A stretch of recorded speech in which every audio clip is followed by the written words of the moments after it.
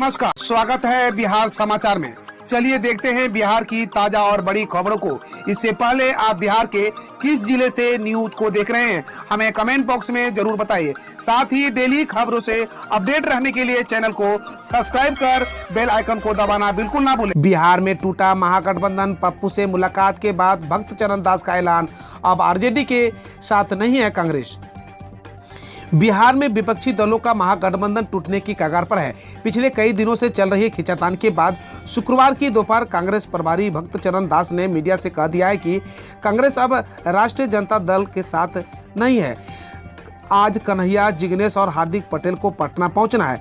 इसके पहले पटना में पप्पू यादव से मुलाकात के बाद कांग्रेस प्रभारी भक्त चरण दास ने कहा कि पार्टी अकेले उपचुनाव लड़ेगी। इस पर पलटवार करते हुए राजद ने कहा कि उन्हें जमीनी हकीकत का अंदाजा नहीं है।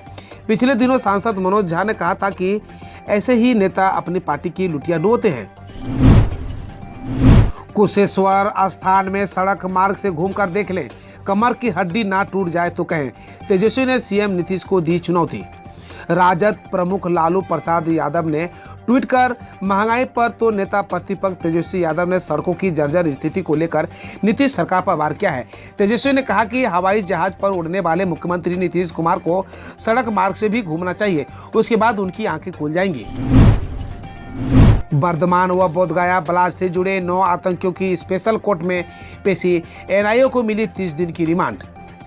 वर्धमान ब्लास्ट और बोधगया ब्लास्ट से जुड़े 9 आतंकियों की पटना स्थित नेशनल इन्वेस्टिगेशन एजेंसी यानी एनआईए की विशेष अदालत में पेशी हुई। एनआईए को 1 महीने के लिए इन आतंकियों की रिमांड मिल गई है। जहीरुल शेख समेत बर्धमान ब्लास्ट और महाबोधि मंदिर ब्लास्ट मामले से जुड़े 9 आतंकियों की पटना स्थित एनआईए की विशेष अदालत में एटीएस की कड़ी सुरक्षा के बीच पटना के एनआईए कोर्ट में लाया गया था। पेशी के दौरान यानी एनआईए की तरफ से इन सभी 9 आतंकियों की 1 माह के निजी रिमांड पर देने की अर्जी लगाई थी। बिहार में इस साल की तीसरी बार आई बाढ़, कई जिलों में जल कर्फ्यू, किसानों को हुआ भारी नुकसान।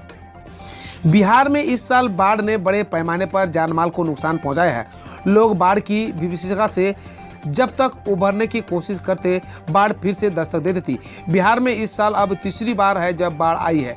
अब ऐसे में उत्तर बिहार के कई जिलों में जल कर्फ्यू लगा दिया गया है। बिहार में बाढ़ की वजह से किसानों का हाल बेहाल है।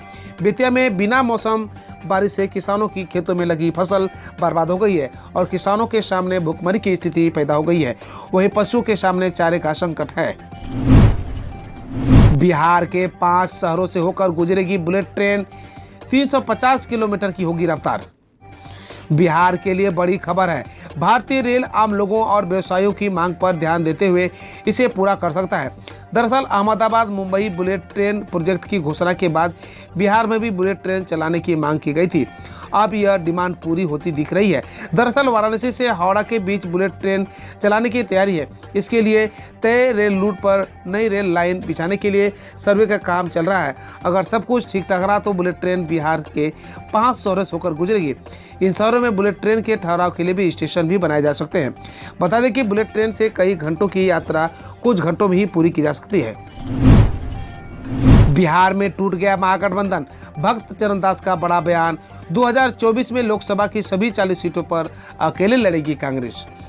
कांग्रेस नेता कन्हैया कुमार और हार्दिक पटेल के बिहार दौरे के बीच प्रदेश कांग्रेस प्रभारी भक्त चरण दास ने पटना पहुंचते ही बड़ा बयान देते हुए कहा कि महागठबंधन टूटने का बस अब औपचारिक ऐलान भर होना बाकी है।